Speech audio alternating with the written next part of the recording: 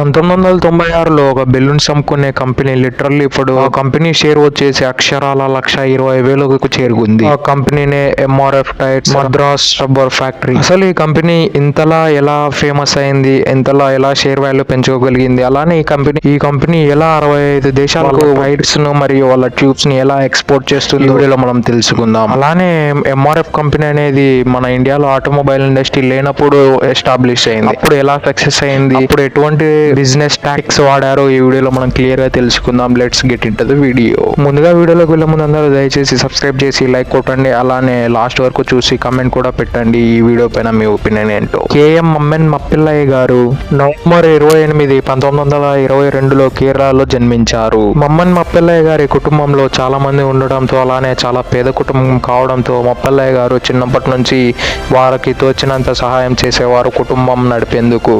అలా అతడు బెలూన్స్ అమ్మేవాడు. మమ్మన్ మప్పిల్లయ్య గారి ఫ్యామిలీ చిన్నప్పటి నుంచి అయితే వాళ్ళది అంత పేద కుటుంబం అయితే అసలే కాదు. మధ్యలో వాళ్ళ తాతగారు బ్రిటిష్ కి అగేనెస్ట్ గా కొన్ని పోరాటాలు చేయడంతో వాళ్ళకున్న ఆస్తిని మొత్తం బ్రిటిషర్స్ అప్పట్లో వాళ్ళ ఆస్తిని మొత్తం సీజ్ చేసి పడేశారు.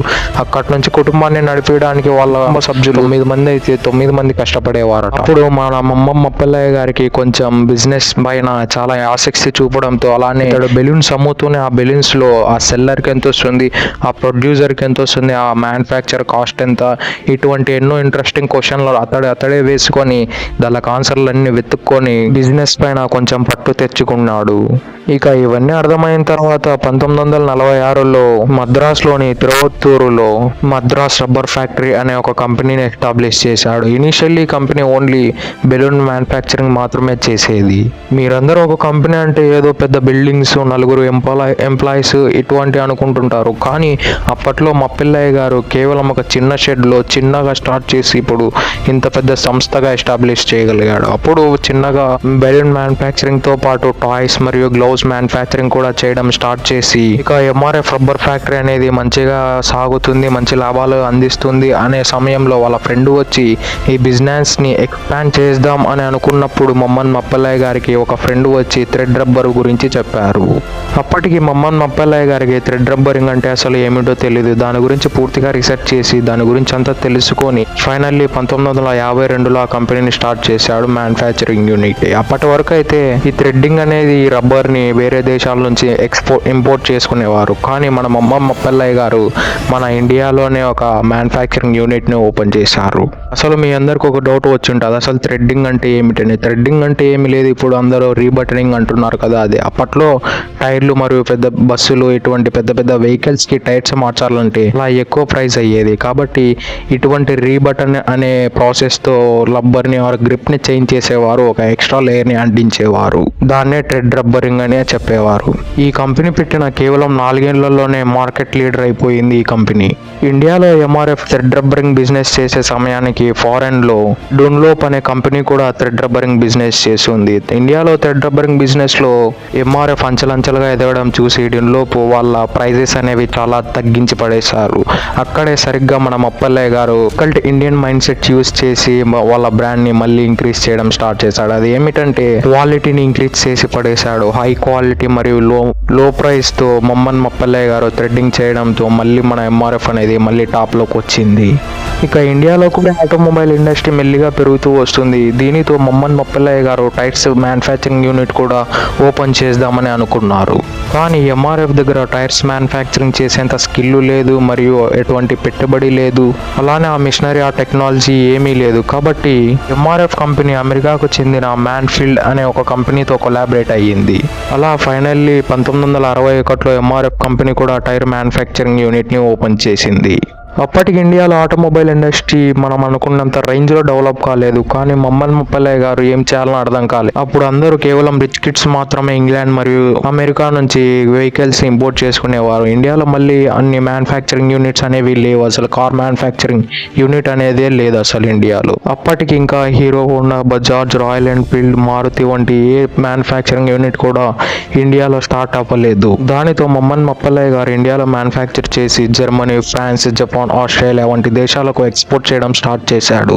ఇనిషియల్ స్టేజ్లో అయితే అమెరికాకి అయితే ఎక్స్పోర్ట్ చేయలేదు, ఎందుకంటే అక్కడ మన మమ్మన్ మప్పలయ్య గారు మ్యాన్స్ఫీల్డ్ అనే కంపెనీతో టైఅప్ అయి ఉన్నారు కాబట్టి అక్కడ ఇనిషియల్ స్టేజ్లో ఎక్స్పోర్ట్ చేయలేదు. కానీ 1967 నుంచి అమెరికా కూడా ఎక్స్పోర్ట్ చేయడం స్టార్ట్ చేశారు, ఎందుకంటే మ్యాన్ఫీల్డ్ కంపెనీతో కొలాబరేషన్ అయిపోయింది కాబట్టి. ఇక్కడ ఒక ఇంట్రెస్టింగ్ ఫ్యాక్ట్ ఏమిటంటే ఇండియా నుంచి ఒక మ్యానుఫ్యాక్చరింగ్ యూనిట్ నుంచి ఒక టైర్ యూఎస్ఏకి ఎక్స్పోర్ట్ చేసిన మొట్టమొదటి కంపెనీ మన ఎంఆర్ఎఫ్ కంపెనీ. మ్యాన్ఫీల్డ్ కంపెనీతో కాంట్రాక్ట్ అయిపోయిన తర్వాత మమ్మన్ మప్పలయ్య గారు ఎంఆర్ఎఫ్ని ఎలా అయినా ఒక గ్లోబల్ కంపెనీగా మార్చాలని ఒక ఇంటెన్షన్స్తో గుడ్రిచ్ మరియు మార్నుగోన్ అనే 2 కంపెనీలతో టెక్నికల్లీ టైఅప్ అయ్యింది. ఇక దీనితో ఎంఆర్ఎఫ్ కంపెనీ వరల్డ్ వైడ్ వాళ్ళ టైర్స్ని ఎక్స్పోర్ట్ చేయడం స్టార్ట్ చేసింది. సరిగ్గా ఈ సమయంలోనే మన ఇండియాలో కూడా ఆటోమొబైల్ ఇండస్ట్రీ అంచెలంచెలుగా ఎదుగుతూ వస్తుంది. లైక్ బజాజ్, మారుతి, టాటా వంటి కంపెనీలు ఇండియాలో ఒక మ్యానుఫ్యాక్చరింగ్ యూనిట్ని స్టార్ట్ చేసి కార్లు మరియు బైక్స్ని తయారు చేయడం స్టార్ట్ అయ్యింది. అక్కడితో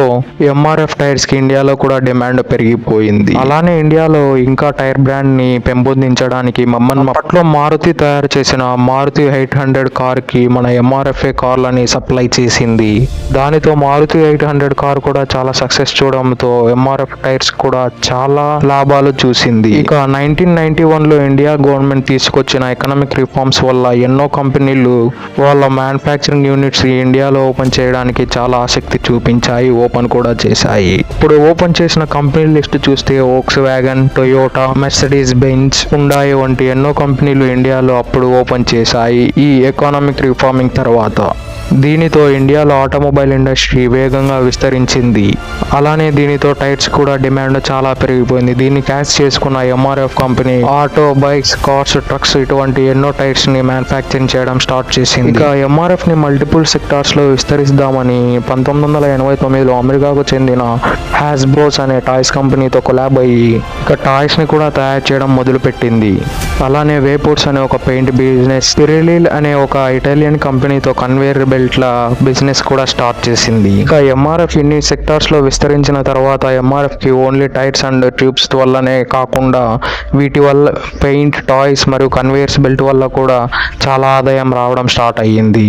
ఇక ఎంఆర్ఎఫ్ టైర్ని ఎవరు కొట్టే వాళ్ళు లేరు అని అనుకునే సమయంలో ఎంఆర్ఎఫ్కి కాంపిటీటర్స్ మొదలయ్యారు. Like Apollo tyres, CEAT tyres, JK tyres వంటి కంపెనీలు మార్కెట్లోకి రావడం స్టార్ట్ అయ్యారు. దీనితో ఎంఆర్ఎఫ్ ఒక కొత్త స్ట్రాటజీని ఆలోచించి మార్కెట్ని మళ్ళీ డామినేట్ చేయాలని క్రికెట్ నుంచుకుంది. ఎందుకు క్రికెట్ అంటే మన ఇండియాలో క్రికెట్ని ఒక రిలీజియన్ ఏమీ కూడా లేకుండా ప్రతి ఒక్కరు కూడా క్రికెట్ని క్లియర్గా ఆస్వాదిస్తారు కాబట్టి. 1996లో జరిగిన ఓడే వరల్డ్ కప్లో మన ఇండియా అంత సరిగ్గా రాణించకపోయినా సచిన్ టెండూల్కర్ మాత్రం ఆడిన 7 మ్యాచ్లలో 523 రన్లు కొట్టడంతో సచిన్ టెండూల్కర్ని బ్రాండ్ అంబాసిడర్గా నిర్ణయించుకొని అతడు ఆడే బ్యాట్ పైన స్టిక్కర్ని అంటించింది. దీనితో మళ్ళీ ఎంఆర్ఎఫ్కు ఒక కొత్త బిజినెస్ టాక్టిక్ ఓపెన్ అయింది. అందరూ ఎంఆర్ఎఫ్ ఒక బ్యాట్ల కంపెనీ అని, ఎంఆర్ఎఫ్ కూడా దానికి క్లియర్గా మళ్ళీ ఆన్సర్ ఇస్తూ ఒక క్రికెట్ గూడ్స్ని మళ్ళీ లాంచ్ చేసింది. కానీ ఎంఆర్ఎఫ్ ఆ సమయంలో క్రికెట్లో ఎవరైతే నెంబర్ 1గా ఉంటారో వాళ్ళతో మాత్రమే కొలాబరేట్ అవుతారు. కేవలం మన ఇండియాలో